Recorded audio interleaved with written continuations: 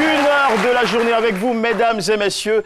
Il est midi, on vous invite donc à notre table. Au menu, quelques tranches de vie en témoignage, plusieurs pincées d'humour, des morceaux de réactions en ligne, un bon cocktail aussi d'infos sur les people, le tout dans une ambiance réalisée grâce à la musique, des applaudissements de ce super public constitué par l'ISTC Polytechnique, le fan club C'est Midi et l'Institut de formation Sainte-Marie d'Abobo Maraoué.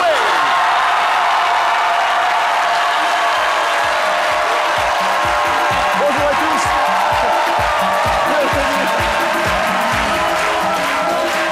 Bienvenue à C'est Midi, c'est un joli travail d'équipe. Merci à tous, merci à toutes. Installez-vous, ça fait plaisir de vous avoir à nos côtés. Un joli travail d'équipe en ce mardi, en compagnie de notre cher doyen, notre cher sage, aîné, ancien.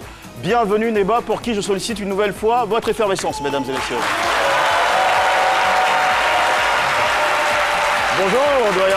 Bonjour Jean-Michel. Comment allez-vous? Ça va, heureux Bien. de te revoir. Oui, moi aussi, hein, c'est partagé, tout à fait. Oui. Alors, ça va la forme Oui, un peu allumé à cause d'une crise d'asthme. avec une petite toux. Oui, une petite toux, mais bon, ça va. Bah, courage, Ça hein, va, courage. ça va. Et je pense que l'ambiance est là pour me reprendre. Pour vous donner de la force, du peps, Voilà. d'accord, ça marche très bien. Alors, juste à côté de vous, il y a celle qu'on doit appeler, et justement, la générale des affairés de Côte d'Ivoire.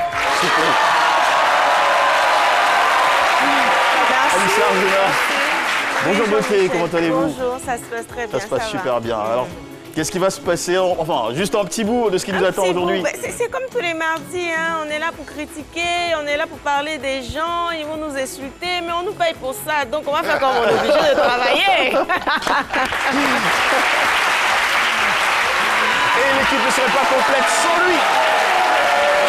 Monsieur, le docteur. Vous l'avez dit, Philo.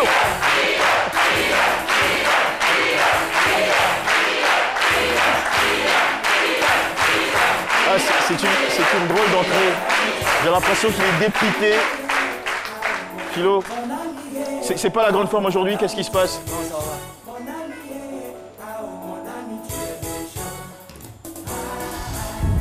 Ah, il n'a pas l'humeur, hein. Il n'a pas le mood.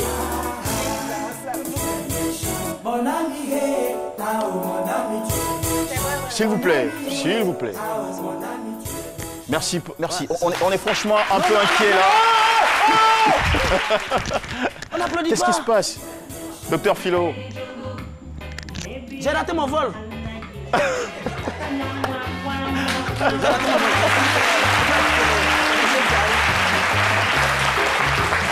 Le vol pour quelle destination? Vous vouliez nous quitter déjà, Ouais, alors qu'on non, vous aime mais au fait- autant à ces midis, qu'on a besoin de vous du lundi au vendredi? Non, mais Jean-Michel, c'est ça, mais parfois, il y a des voyages que, c'est-à-dire, quand on va souvent à l'aventure, on n'avertit pas. Je ne dis pas que vous êtes mes sorciers, mais je n'ai pas voulu vous avertir. Et c'est mon meilleur ami qui m'a piqué mon passeport. Et l'avion est pas... C'est-à-dire, c'est... Non, mais attends, je vous dis... C'est bon, c'est ça, c'est l'amitié. J'ai eu confiance à ce dernier. Et voilà, je suis... Au fait, j'ai averti tout le quartier. C'est-à-dire, je me suis mis dans les conditions climatiques même de Bengué. Rien, moi, encore ici, dans cette Là, chaleur. vous avez averti tout le quartier sauf nous. Bon, Nous, vos vrais amis. au fait, arrivé à l'aéroport, première cabine, c'est vous, il y a la peine. La première cabine, c'est... Mais voilà, tu me mènes dans cette... Je suis là et je dis que c'est l'amitié. Et moi, ce qu'il fait, moi, je vais avancer, il n'y a pas de souci. Comme le disent les Anglais, l'amitié, c'est maintenant, c'est pas demain. Friendship is now, friendship is not tomorrow. Life goes Yeah, on. life is now. Merci beaucoup, docteur Philo. J'irai avant. Ça nous amène très justement au thème de ce jour, qui est une surprenante histoire de trahison humaine, pleine d'enseignements. Franchement, nous vous recommandons ce numéro. Restez avec nous, scotchez-vous sur votre siège pour suivre cette émission jusqu'au bout, parce que vous allez apprendre pas mal de choses. Il y aura une ouverture des yeux, ça va vous faire du bien. Et toute cette expérience est résumée dans un thème dont je vous donne le libellé. Rongé par la jalousie, mon meilleur ami vole mon visa à la veille de mon départ pour l'Europe. Ah ouais, j'entendais. Eh oui, ça s'est passé et c'est bien le thème de ce mardi. Qui donc a bien pu être victime de ce cauchemar. Marie-Angèle Miem nous livre la bio de l'invité témoin. À seulement 26 ans, Sidibé Ousseni est déjà le président des Ivoiriens de l'Ukraine, le premier vice-président de la Fédération des étudiants ivoiriens et stagiaires de toute l'Europe de l'Est et le représentant de la coordination générale de la diaspora ivoirienne. Notre invité est issu d'une famille de 4 enfants dont il est l'aîné. Doté d'un bac A2 et d'une licence en finance, il est actuellement étudiant en Master 2 en banque et assurance à l'Université d'économie et de commerce d'Ukraine. Sidibé Ousseni a connu le malheur. Il perd son visa à 1 mois de son départ pour l'Ukraine. Que s'est-il réellement passé? Qu'a-t-il fait par la suite? Restez avec nous. Nous saurons tout de son histoire avec Jean-Michel. Et voilà, un texte rédigé donc par Marion Géniel et lu par Nafissatou, que nous embrassons très fort, Nafissatou Touré. Eh bien, mesdames et messieurs, il est maintenant l'heure d'accueillir notre invité témoin qui nous rejoint. C'est bien évidemment, comme signifié dans le texte, Sidibé Hussein, monsieur Sidibé Hussein, sur le plateau de C'est Midi.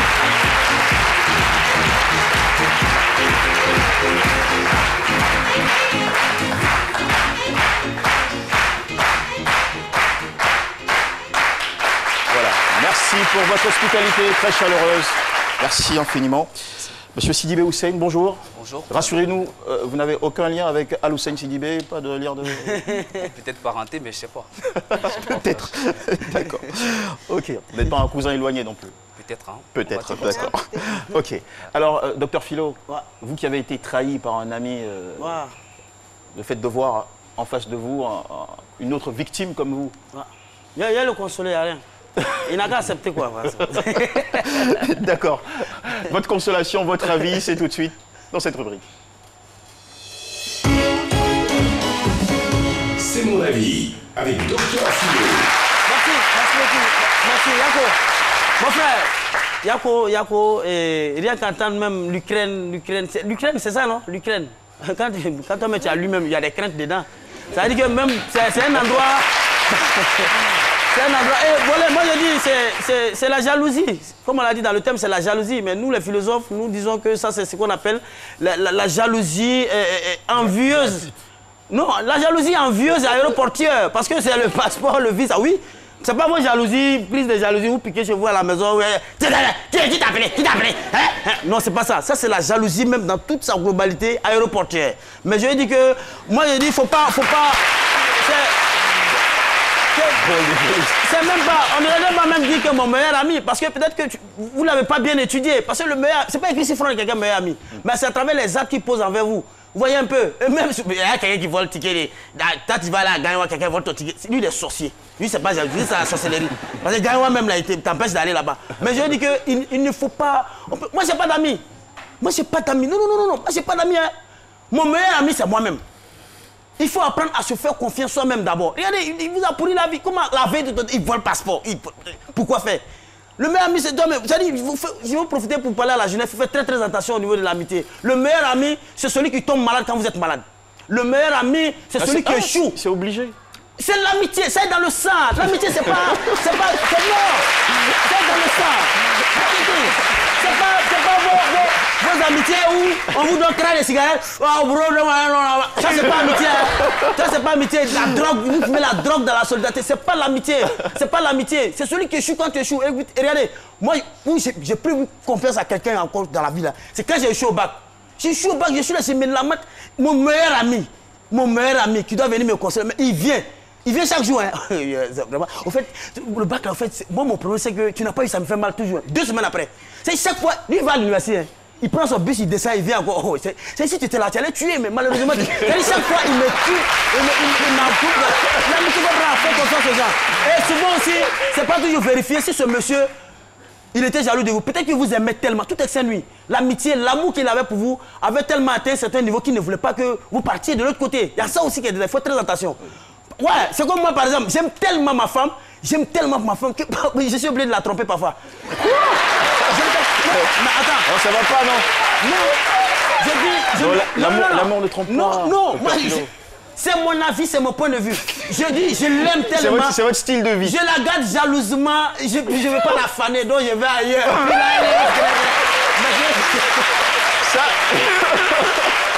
C'est juste pour l'humour, ne prenez pas ça au sérieux, c'est pas un bon exemple du tout.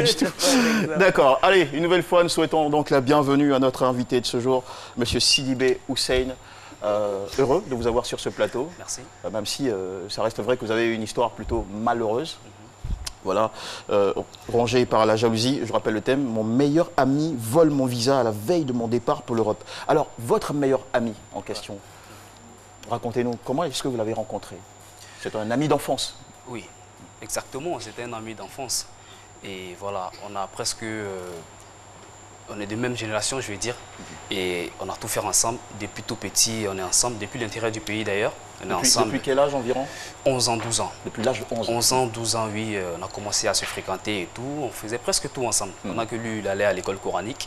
Et moi, je partais aussi à l'école. Et voilà, on se côtoyait, on jouait le football presque au quartier. Presque tout ensemble. Et vous savez quoi? Nous, on ne fait pas une émission sans eux. On est toujours ensemble, on partage nos opinions sur chaque thématique. Ce sont nos amis du public. Direction, tout de suite, le trottoir pour notre Vox Populi. Le micro-trottoir avec Chris Paternassemian. Je suis très heureux de vous retrouver. Je suis à Marcory dans le cadre de ce micro-trottoir. La question de ce midi est la suivante. Quelle serait votre réaction si votre meilleur ami volait votre visa à la veille d'un important voyage? Élément de réponse. Je vais prendre un coup. Je sais pas, je vais prendre un coup. Je vais prendre un coup. Je vais prendre un coup et puis essayer de réfléchir le pourquoi il a fait. Et puis d'abord aussi, je vais voir le lien de notre amitié. Si le lien de notre amitié est fort, je pense que peut-être c'est pas une sorte de jalousie qu'il a fait, mais si le lien de notre amitié n'est pas vraiment fort, alors je vais le poursuivre pour ça. Là, franchement, je ne sais pas quoi dire sur les gens, mais ce que je peux dire, je serais franchement découragé. C'est-à-dire, moi, je vais couper les liens avec lui-même. En fait, c'est-à-dire la famille, ses frères, tout le monde. Je ne vais pas causer avec lui, c'est fini. S'il s'est dit être mon ami, il ne pourra pas me faire ça. Parce qu'il sait que non, je tiens franchement à ce voyage, donc pourquoi voler mon visa? S'il a fait ça, c'est qu'à quelque part, il est jaloux, soit il ne veut pas mon bonheur. Oui, si c'était mon jour que Dieu avait décidé, on n'allait pas voler, donc je vais la laisser partir. Ah, sur le champ là, vraiment, je réagis vraiment très mal. Je crois. Et puis elle est en face de moi, si elle est juste en face de moi, on va se battre des... Parce que là, elle m'a gâché ma vie, là. Donc vraiment, je serais vraiment pas contente d'elle. Quand il est en sauté, c'est quelqu'un qui fait du mal. Même quand il est sorcellerie, c'est quoi? C'est qui ne va pas bon quand il est sorcellerie? Ou bien, c'est vrai qu'elle est sorcier positif, mais lui, c'est un sorcier négatif. Mais tu vois mon visa, c'est pourquoi? Dans quel sens? Il va pour un but. Ou bien, peut-être qu'il va fréquenter, ou bien il va pouvoir continuer mes activités là-bas. Mais tu vois, c'est pourquoi? C'est pas qu'il avance. Non, tu vois qu'il avance, tu m'as trouvé mon sorcier. La personne n'a pas voulu mon bonheur. Donc je pense que c'est un sorcier de... C'est un sorcier. Il faut que lui, mon cas, galérer. Parce qu'on galérait ensemble, on mangeait des garbes ensemble, puis on ne va plus manger garbes. Donc c'est à cause de ça, il veut qu'on rester. Et puis on boit les biens ensemble.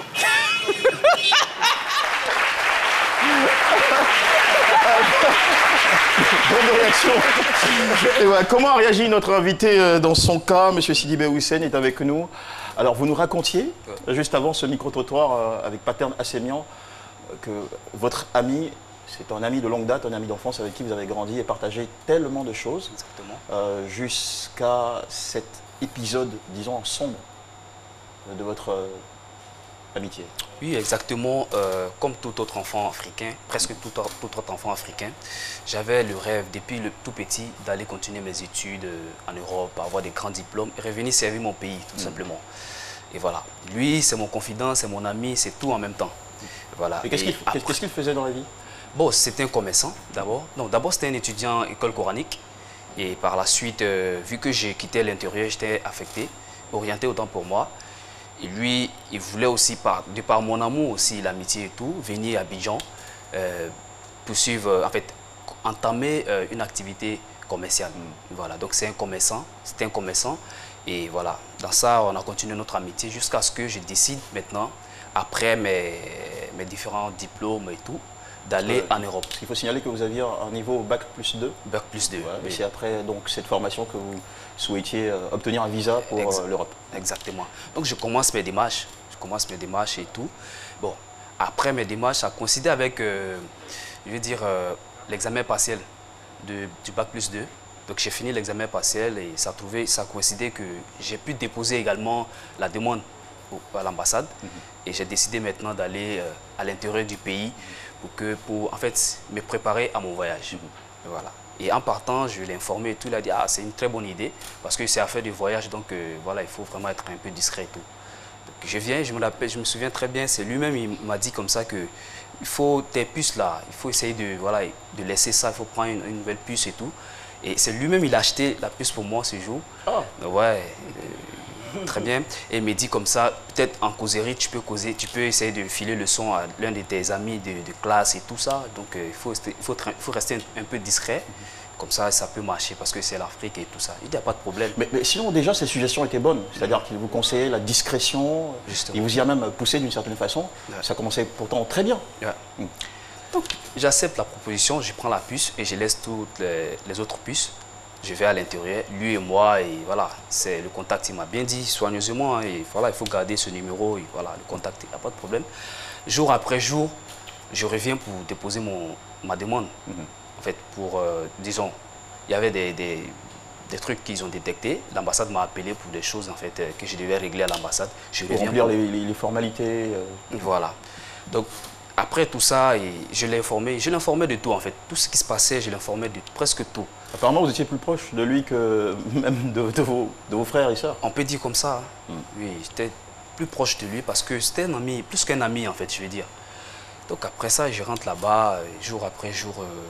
Je reviens maintenant, on m'appelle pour dire que votre visa est sorti, félicitations et tout ça, vous pouvez venir chercher votre visa. Et moi, la petite question déjà que j'ai, c'est pourquoi l'Ukraine?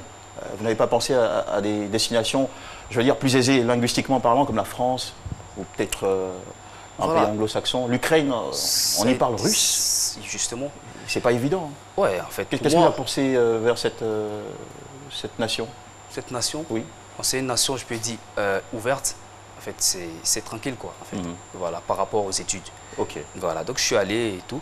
Étant au village, on m'appelle pour dire le visa a marché de venir chercher. Mais ça coïncidait en même temps avec la fête des Tabaski. Donc ma mère m'a dit comme ça que de laisser passer la fête.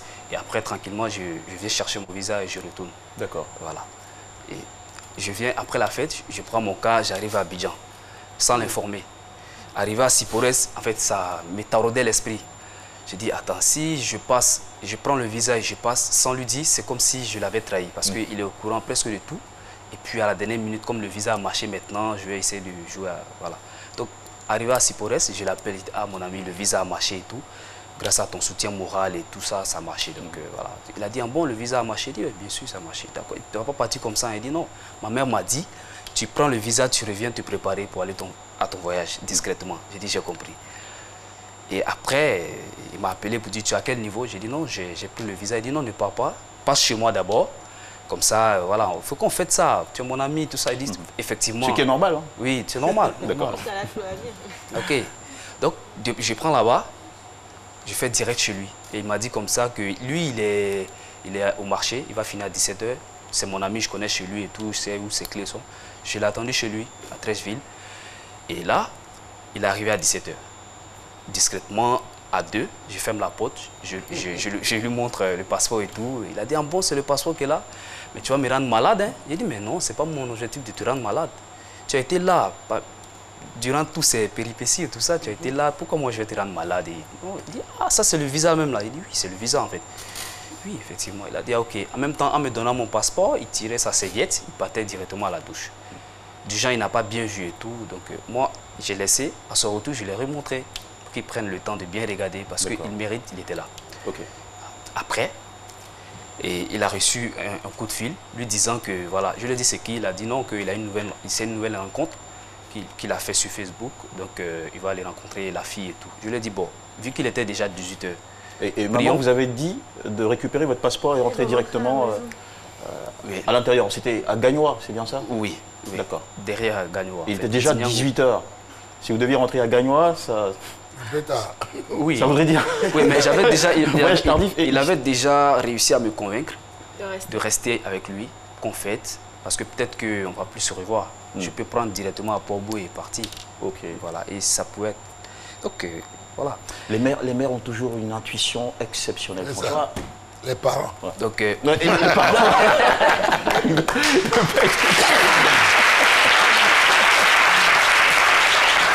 Faut pas oublier papa. Hein. Ouais. Donc, pour la rencontre de la nouvelle, sa nouvelle petite, moi je lui dis comme ça que restons, prions d'abord avant de partir. Il dit non, que lui il a prié au marché. Il dit mais tu as prié 16 h, tu n'as pas prié 18 h. Prions en même temps ensemble, on ne sait pas. Parce que moi, ma foi a augmenté, j'ai eu visa, tout ça. Donc lui, ah ouais, donc prions. Automatiquement, il me dit ok, on a prié, on finit de prier, on sort. Mais en partant, il était au téléphone, je ne comprenais pas pourquoi. En fait, il se précipitait, il était au téléphone. Il était très régulièrement au téléphone. Voilà. Donc, j'ai commencé à avoir des signes prémonitoires. J'ai dit, ça, c'est bon, c'est pas grave. Peut-être que voilà, c'est quelque chose qu'il est en train de régler là-bas. On allait rencontrer la fille arrêtée et tout. Bon, moi, j'étais plus ici, franchement. Mon esprit, bengue, voilà. L'esprit était déjà en voyage. Voilà, donc la fille nous dit comme ça que mais vous ne causez pas avec moi. Excuse-moi, moi, affaire des femmes, franchement, c'est pas trop mon truc. Et puis surtout, maintenant, c'est... Voilà, j'ai vu au papa. Mais vous ne causez pas avec moi. Mais c'est pas moi, je vous ai invité et tout. Je l'ai appelé maintenant. Il était à la cabine près de 2 3 fois. Il vient, il part à la cabine, il est au téléphone. Automatiquement, mon intuition a commencé à me tarauder l'esprit. D'accord. Au retour maintenant, je lui dis comme ça, sors mon passeport. Il se faisait certainement un ami pour vous remplacer. Bon, moi, je sais pas. J'ai dit, sors mon passeport, je vais revoir mon passeport avant de dormir. Donc il a dit, attends-moi là, je rentre, je viens. Il est rentré encore, il prend du temps, il ne sort pas en fait. Je suis rentré, je vois, il est encore au téléphone. Ah, d'accord. Après, je suis rentré là. Mais quand il communiquait comme ça, qu'est-ce que vous entendiez au moins? Non, il faisait tout. Il faisait quoi? Il y avait des petits, il y avait des frères quand même que vous attendiez quand même. Non, il prenait des pas sur nous. Pardon? Il prenait des pas sur nous. C'est-à-dire qu'on est en train de marcher, il prend des pas sur nous. De l'avance et tout, voilà. Donc on n'attendait rien. Donc après, j'ai décidé qu'on dorme et après, demain, je vais partir. Il a dit comme, donne-moi le visa, je vais garder. Il n'y a pas de problème. Là, comme ça, demain, justement, il m'a dit comme ça, je vais garder. Demain, c'était prévu que lui, il va au marché et à Djamé. La gare, c'est à Djamé. Donc, on va partir ensemble avec son patron qui me connaît bien. Et il va me descendre à Djamé. Comme ça, moi, je continue. Et lui, il va rester... Voilà. Et ça vous a pas sonné bizarre d'entendre votre ami vous dire « Donne-moi ton passeport, que je le garde ». Non, mais un grand garçon. Je le voyais en famille. Je le voyais plus qu'un ami, en fait. Voilà. Et puis, sans jalousie et tout. Mais c'était vraiment malgré tous ces appels là aussi, de moi, en fait. Comment? Malgré tous ces appels anonymes et autres, tout après ça, les appels, on est rentré. Et quand on est rentré, je lui ai redemandé de me montrer le passeport encore.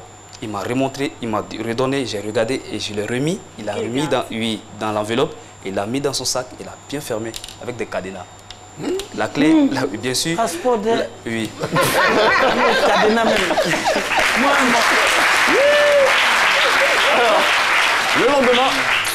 Vous passez la nuit, le lendemain, vous devez retourner à Gagnois avec votre passeport. Justement. Lui au marché pour ses activités. Qu'est-ce qui se passe? Justement, 6 h 20, je me réveille, je le vois sur le sac là, il est en train de fouiller quelque chose. Je lui demande, mais mon ami, pourquoi tu es en train de faire quoi comme ça? Tu es déjà prêt? 6 h à l'heure là, le marché n'est pas encore... Il dit non, il est en train de chercher quelque chose rapidement, il arrive tout de suite. Il y a quelqu'un qui l'attend, il dit ok, est-ce que si tu reviens, on part ensemble? Il dit si jamais il ne revient pas, de le trouver au marché. Il dit non, tu reviens, on part ensemble, c'est simple. Il avait promis vous y accompagner justement avec son patron. Oui. La voiture de son patron. Oui, la voiture de son patron. Voilà. Donc de là maintenant, lui, comment dirais-je, il me dit, bon, 6 h, il a fouillé son sac, il est sorti. Moi je me réveille, je vais prier maintenant. Donc j'ai fini de prier, moi aussi je revois le sac, je prends l'enveloppe, je n'ai pas regardé dedans, j'ai touché, j'ai vu l'assurance et tout, je vois que le truc est dedans. Je remets, je vais prendre l'ablution et tout ça pour prier. Et quelque chose me dit, regarde dedans en fait. Donc j'ouvre l'enveloppe, je ne vois pas le passeport. Je dis non, peut-être que je viens de me réveiller ou bien peut-être que voilà, c'est un truc, voilà, ça va passer. Je dépose, sérieux, hein, je dépose et je prie. Après, je regarde dans l'enveloppe, je ne vois pas le passeport. Tout y est, mais le passeport n'y est pas. Ouais. Donc je lui dis, pour ne pas fouiller ces trucs, après lui-même peut dire que oui, j'ai perdu tel truc, je l'appelle. Je lui dis, ah, je ne retrouve pas mon passeport. D'abord, avant ça, il m'a appelé, il dit, ah, tu n'es pas encore parti, il était déjà 9 h. Je dis, non, je ne peux pas partir, je ne retrouve pas mon passeport. Là, il me dit, ah, sans stress, il a dit, en bon, il sourit un peu. Là-bas, il faut voir en bas du lit là, donc il arrête des blagues comme ça, c'est quoi ça? Sérieux? Tu n'as pas vu des péripéties? Oui. Donc, il me dit, bon ok, lui il arrive. 11h, midi, je ne le vois pas. Donc j'appelle, il dit non, le patron ne veut pas le laisser. Le patron me connaît très bien. Donc j'ai dit, moi-même je vais aller demander la permission au patron. Comme ça, il va te laisser. Je suis parti à Djamé, on a demandé la permission et on est venus ensemble. Fouiller, il commence à soulever les matelas et tout. Il dit, mais c'est pas là-bas on a mis, c'est là tu as mis. Donc on a fait une journée comme ça. J'ai dit, bon, si ça ne sort pas, c'est simple, on va essayer d'appeler partout, ils vont essayer de nous aider. Comment est-ce qu'on peut retrouver mon passeport vite, je vais partir parce que la famille m'attend et tout ça. Il me dit, il ne faut pas informer les gens de Ganiwala, il faut attendre d'abord. On va chercher calmement, même les gens de la cour, de chez son patron, il faut attendre d'abord. On a fait une journée. Deuxième jour, la nuit, je lui ai dit, si ça ne sort pas... Vous êtes resté encore une deuxième journée avec lui? Oui. En train de le chercher dans le silence. Mais ce n'était pas évident, enfin, à vos yeux, qu'il avait subtilisé votre passeport? Oui, je ne pouvais pas imaginer. J'ai jamais, même jusqu'à présent, j'ai jamais imaginé que c'était lui. Sauf que c'est à la fin de l'histoire, il va avouer en fait. Pendant ce temps-là, vous avez reçu des coups de fil de votre maman? Oui, maman m'a appelé. Qu'est-ce que vous lui avez dit à maman? Oui, tu as du rien, tu fais quoi et tout ça. Il dit, ah, le passeport a été volé. Elle a dit quoi? Le passeport a été volé. Tu n'as pas vu comment est-ce que ça a été volé? Oui, tu t'es arrangé comment? Il dit, ah maman, c'est chez mon ami là, je suis venu et tout, parce que c'est quelqu'un que maman connaît. Elle a dit, ah bon, j'ai raccroché.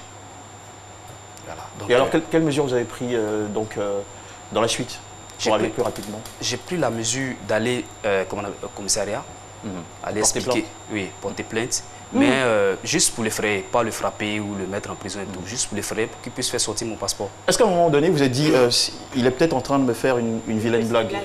Justement, c'est ce que je me suis dit, exactement. Je me suis dit, ah, peut-être qu'il est en train de dire, arrête de blaguer comme ça, peut-être que tu veux prendre du temps et tout ça, arrête, il ne faut pas faire. Hein.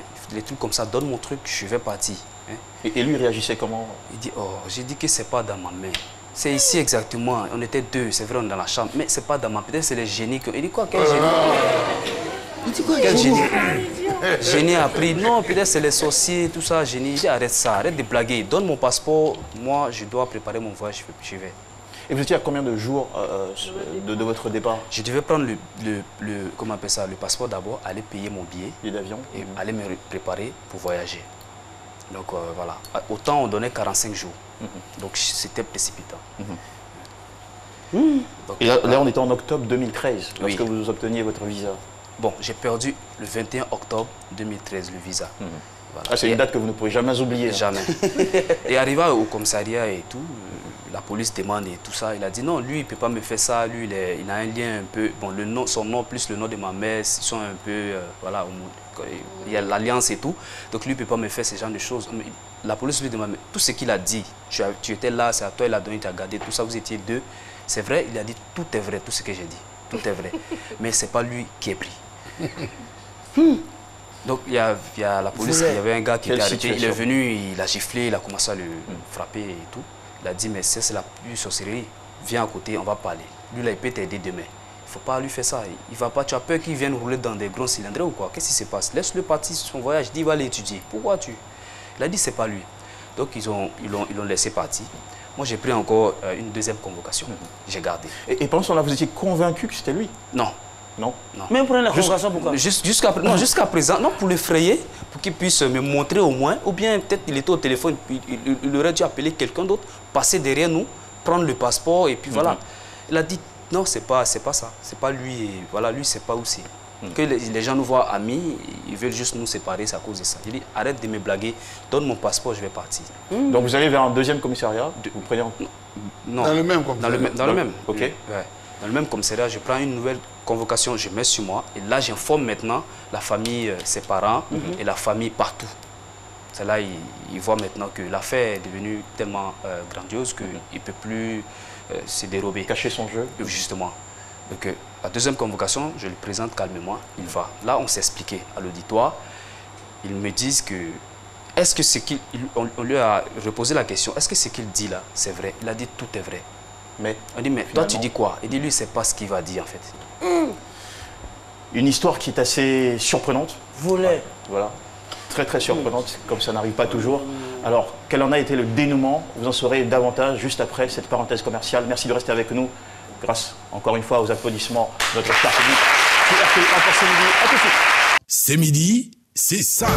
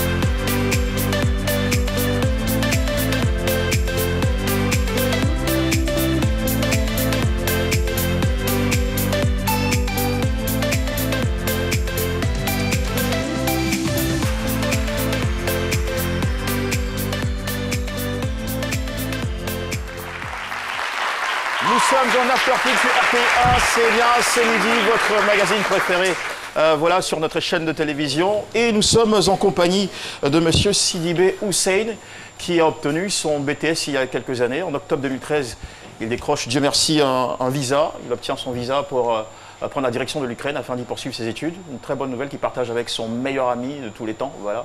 Et hélas, cet ami, chez qui il a fait escale cette année-là, et il n'a pas oublié la date, c'était le 21 octobre 2013.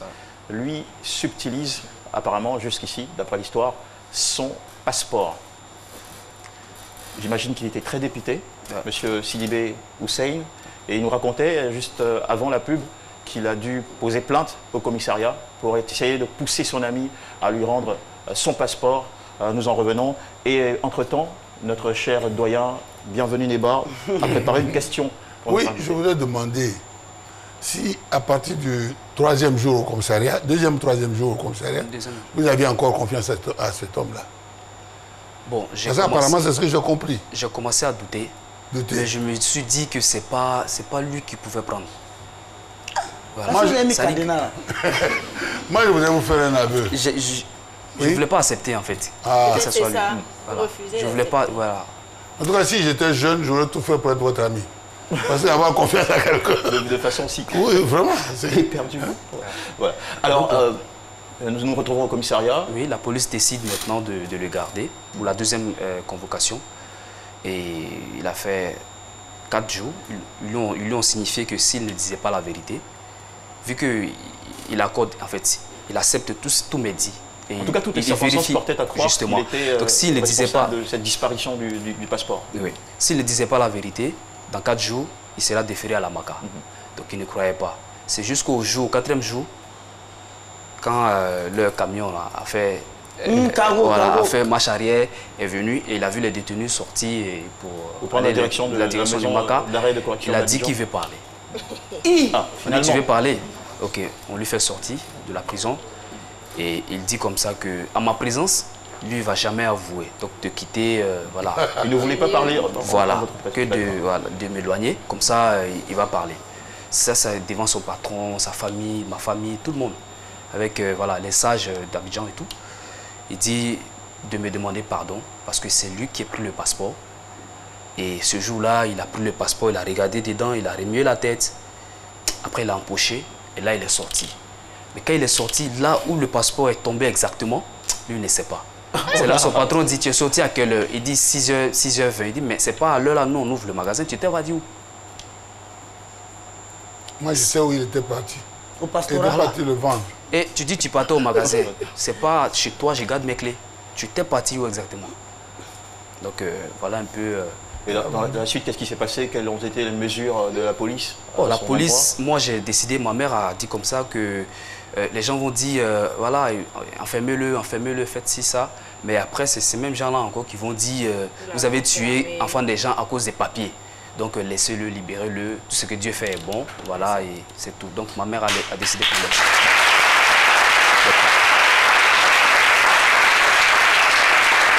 Monsieur Sidibé, j'imagine que c'était un choc ulcérant pour vous. Bon, pas un choc, parce qu'en ce moment, c'est pas de me lancer les fleurs, mais j'avais la foi en Dieu. Je me suis dit que si ça s'est passé, peut-être qu'il y avait quelque chose que Dieu voulait me faire éviter. Ça, c'est vrai. Mais moi, c'est moi qui consolais les autres. Nous, on ne pleurait pas et tout, ma mère et tout ça. En fait, c'est après, quand tout a été bien et que je suis parti, c'est là que j'ai vu, mais comment j'ai pu traverser tout ça? Alors quand vous parlez de parti, je vous donne rapidement la précision, c'est que vous êtes retourné vers l'ambassade d'Ukraine pour introduire une nouvelle demande dans la suite.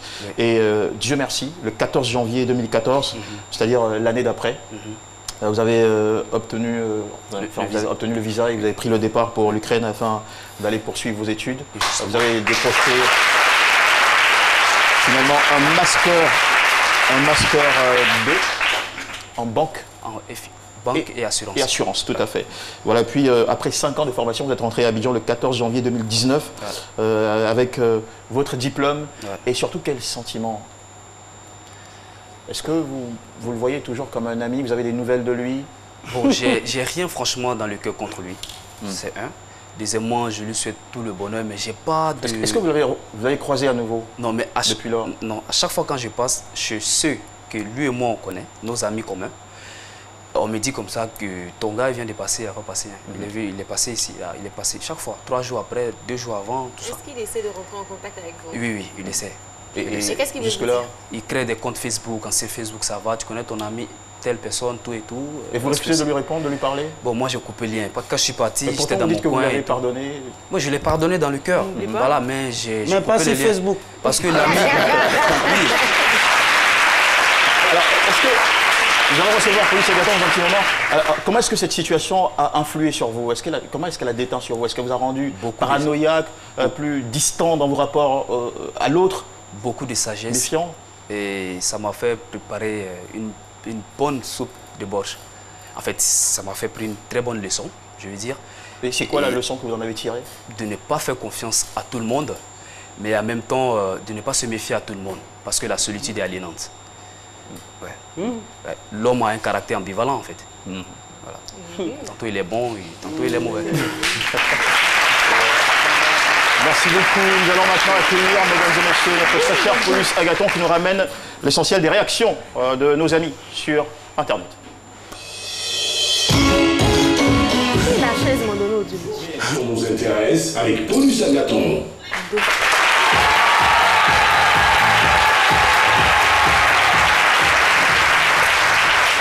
Hello, mon cher Polo.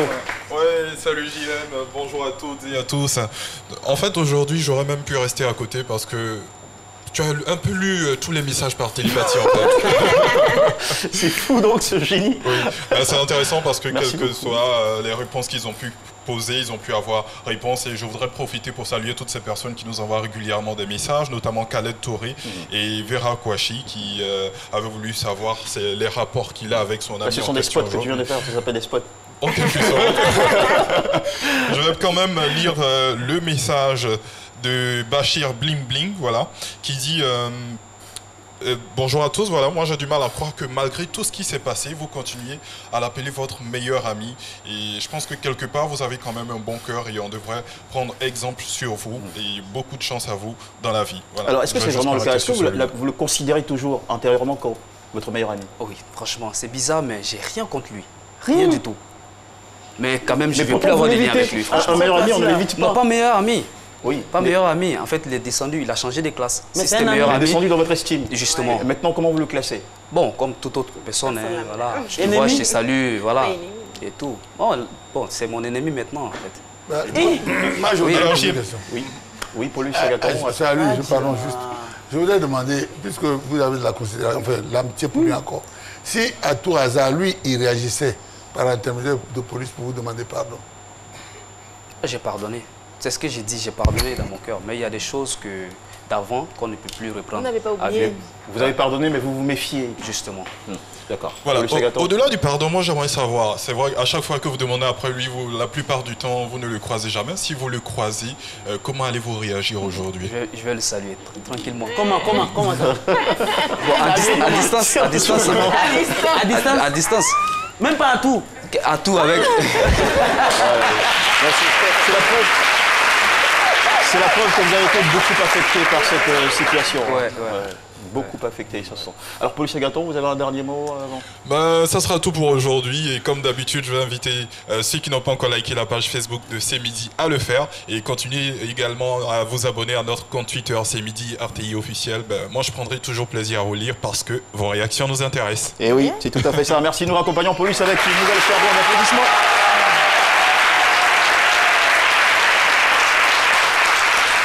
En tout cas, un grand merci à vous, monsieur Sidibé Hussein. Merci. Votre histoire, nous avons eu beaucoup de plaisir et beaucoup d'intérêt à la suivre. Pour moi, elle sonne un peu comme une sorte d'alarme pour nous alerter sur les dangers de la trahison. Parce qu'on est dans un monde où tout peut arriver, la trahison nous menace tous. Du coup, nous devons éviter de placer, vous l'avez dit, une trop grande confiance en nos amis, en nos proches. Après tout, ce sont des hommes. Hein. La nature humaine, elle déçoit souvent. Elle déçoit. Je pense que nous devons essayer de garder malgré tout un peu d'intimité. Ouais. Tout n'est pas bon à dire. Ouais. Méfions-nous. Je pense que les plus beaux projets que nous puissions avoir, c'est dans la discrétion que nous pouvons les accomplir. Merci encore une fois d'être passé nous voir. Et puis, n'oublions pas surtout de prendre le temps de remercier ces personnes proches de nous, sur qui nous pouvons toujours compter, qui sont des amis loyaux, malgré le passage des années, malgré la variation des circonstances que nous traversons, qui sont très fidèles en amitié. Merci à vous, merci de ne jamais trahir. Voilà, merci. Et des applaudissements aussi pour ces personnes exceptionnelles, parce qu'il ne faut pas désespérer de l'amitié tout de même. Merci beaucoup, M. Sidibé. Nous allons retrouver, vous connaissez très bien cette émission? Bien sûr. Voilà, vous savez ce que c'est que la mission d'Alissar dans C'est Midi? Bien sûr. C'est quoi? Alors, c'est quoi? C'est Potin ou C'est Potin, le nom de la rubrique. Et c'est bien ça. Donc voilà, on envoie tout de suite le jingle. C'est People avec Zena Alissar Khalil.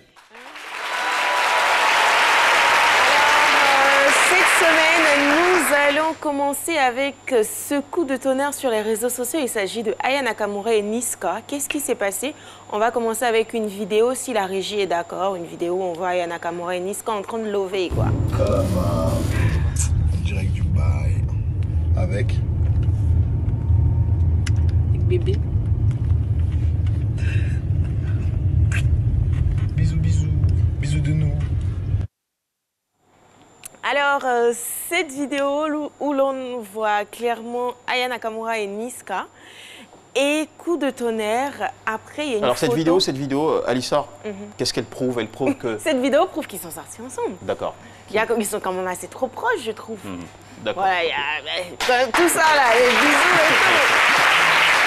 Je sais pas, c'est quand même louche. Sur les résultats de vos enquêtes. Moi, il y a déjà eu des bisous quand même, tapé pour toi. Pas trop et par la suite, on a eu des photos de Aya Nakamura défigurée. Parce que selon les rumeurs, Niska aurait tabassé. Défigurée? Oui, voilà. Niska aurait défiguré Aya... Enfin... Bon, tuméfié, c'est mieux parce que... Ouais, tuméfié. Défiguré, c'est un peu trop fort. Aurait tuméfié Aya Nakamura. Et qu'est-ce qui s'est passé? Apparemment, il y a eu une grosse dispute et c'est la copine de Aya Nakamura qui aurait posté tout ça sur les réseaux. Une grosse dispute entre Aya Nakamura et Niska. Donc, en tout cas, en ce moment, Aya Nakamura se trouve à Dubaï. Donc, ce qui prouve que c'est quand même, ça s'est passé il y a quand même un peu de temps. Donc là, on a Aya Nakamura à Dubaï qui met en légende « Je ne suis pas ton plan B ». Chi. Bon, on ne sait pas. Je ne suis pas ton plan B. Est-ce que c'est en rapport avec Niska? Est-ce qu'elle veut dire à Niska que ouais, ça n'a pas marché, je ne peux pas être avec moi et être avec quelqu'un d'autre?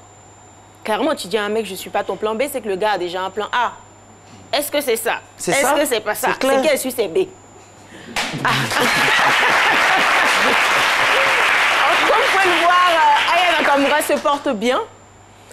Je ne sais pas si vous vous en souvenez, mais au début de la saison, j'avais dit que je flairais quand même une relation entre les deux et tout. Même si ça fait 10 ans, il faut vous dire que je vais aller enquêter, je vais revenir avec les affairages. Là, je vous ai dit, les deux sortent ensemble, voilà. Ça veut dire qu'on travaille, l'équipe de la Générale bosse au fait. On bosse, dans le fond, on travaille. En tout cas, si Aya Nakamura va bien, nous sommes contents en fait. Okay. On espère que ça s'est bien terminé et que le charreau aussi, parce qu'on ne tape pas une femme, il faut le dire. Hein. On tape une femme, non, ça c'est inadmissible. Voilà. On part aux États-Unis retrouver Jordyn Wood et Kylie Jenner. Il y a quelques semaines, je vous disais que Jordine était sortie avec le mari de Chloé, qui s'appelle Tristan. Ils avaient eu un bisou. Elle a dit que c'était un bisou, genre, il n'y avait pas eu... C'était juste la bouche et tout, il n'y avait pas eu la langue et tout ça. Alors, est-ce que Kylie a arrêté de follow Jordine sur les réseaux sociaux? Eh bien non, elle continue de la follow. Elles se sont même vues ce week-end. On ne sait pas pourquoi. J'espère que dans les semaines qui vont suivre, on va avoir un peu plus d'informations. Mais il faut vous dire qu'elles se sont vues, elles ont pu parler. Donc, on espère que ça va bien finir parce qu'elles sont amies depuis 10 ans aussi. Hein. Un peu comme l'histoire de notre... oui, de notre invité du jour. Vous, Alissa, si vous vous retrouvez dans une situation pareille où votre Jordi embrasse votre chérie, vous... Moi, ma Jordine, c'est ma mère. Hein. Je pense pas qu'elle puisse faire ça. Je pense pas qu'elle puisse faire ça. Mais si une copine vous fait ça? Je vais mettre fin même avec les deux. Parce que si lui, il ne permet pas, elle ne pourra pas l'embrasser. C'est parce qu'il a créé l'ouverture qu'elle, elle a agi. Donc, il voulait, au fait. C'est pour ça que c'est arrivé. Donc, les deux, même, je coupe les ponts. D'accord, c'est bien compris. Nous aussi, on coupe donc avec cette rubrique. Les affaires. Merci beaucoup. On se retrouve du côté du Palais de la Culture. Merci beaucoup, Alissa. Et la suite de cette émission, c'est juste après notre point publicitaire. Internet cadeau. Profite des forfaits Easy Air Plus de Move. Et à partir de 300 francs, on t'offre l'appel illimité vers 5 numéros. Tape maintenant étoile 303, étoile 1, dièse. Move, no limit.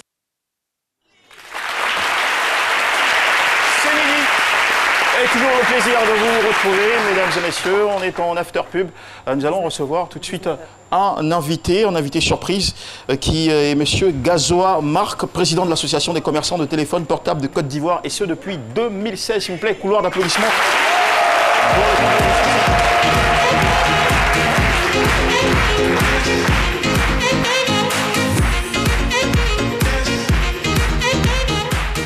Merci beaucoup, cher public. Monsieur Gazoa Marc, bonjour. Bonjour. Ça fait 25 ans d'activité comme vendeur de téléphones portables dans le Jassa.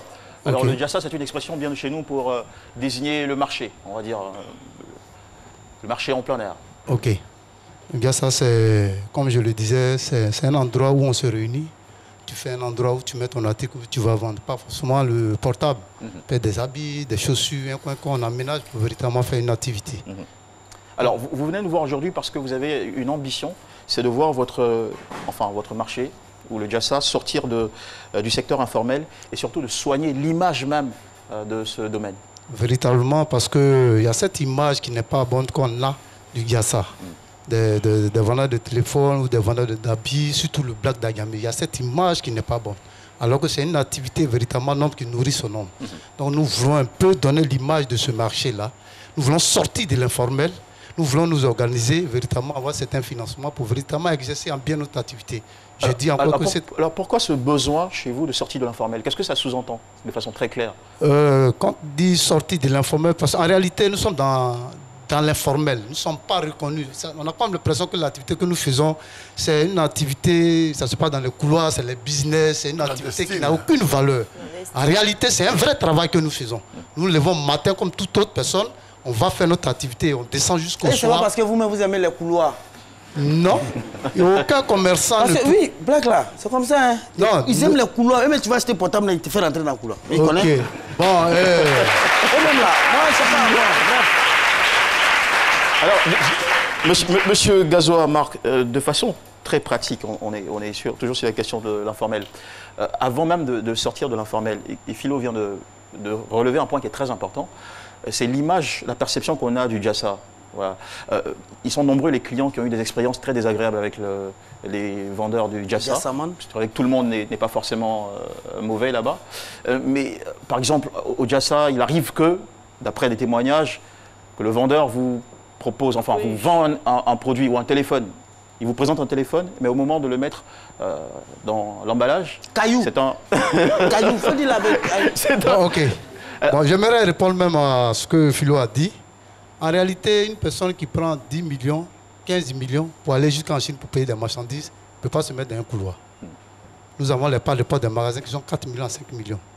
Celui qui pèse cet argent ne peut pas se mettre dans un couloir. Donc, qu'est-ce qu'on fait dans une zone de couloir? J'en viens un peu. Pour le deuxième truc de caillou, est-ce que quelqu'un ici peut me témoigner qu'il allait dans un magasin pour payer un article, un grand magasin, payer un téléphone avec un reçu avec couloir? Ce qui fait que vous prenez les trucs avec les cailloux et autres. Des gens au bord de la route vous interpellent pour un téléphone de 150 000, 200 000. Ils vous proposent 150 000. Et vous aimez tellement ce qui est moins cher. Vous partez derrière ces personnes-là. C'est comme ça que vous faites avoir. C'est comme ça que vous faites avoir. Bon, normalement, le Diassa, c'est un endroit pour faire de bonnes affaires. Donc, on ne devrait pas en vouloir à un client qui veut acheter un peu moins cher. C'est une activité noble. Moi, j'ai mon Diassa, j'ai mon marché, j'ai mon magasin. Je paye une histoire de 200 000 ou 150 000 francs un magasin. Et quand tu veux, je te donne un reçu. Je te donne tout ce qu'il faut pour que tu puisses être confortable. Malheureusement, le temps est court pour dérouler sur ce sujet. Mais très rapidement, en une phrase, qu'est-ce que vous faites aujourd'hui pour assainir le secteur? Aujourd'hui, nous voulons lancer d'abord un appel à l'État pour véritablement nous faire sortir de l'informel. Nous voulons avoir des espaces pour faire des marchés dans chaque commune. Nous voulons être financés pour véritablement mener à bien notre activité et faire des formations au niveau des commerçants pour bien mener cette activité. Je vous remercie. C'est bien compris. Merci beaucoup. Le message est passé. Monsieur Gazoua Marc, président de l'Association des commerçants de téléphone portable de Côte d'Ivoire. Merci aussi infiniment à tous nos amis de l'ISTC Polytechnique et de l'Institut de formation Sainte-Marie d'Abobo Maraoué. Voilà. Et puis, le Fan Club ce midi. Merci d'être venu participer à cette émission. Merci à Alissa. Merci à vous. Merci à Dr Touré. Merci à vous, chers téléspectateurs, de nous avoir suivis. On se retrouve demain pour un autre numéro de ce midi. Salut à tous. Et surtout, très bon déjeuner.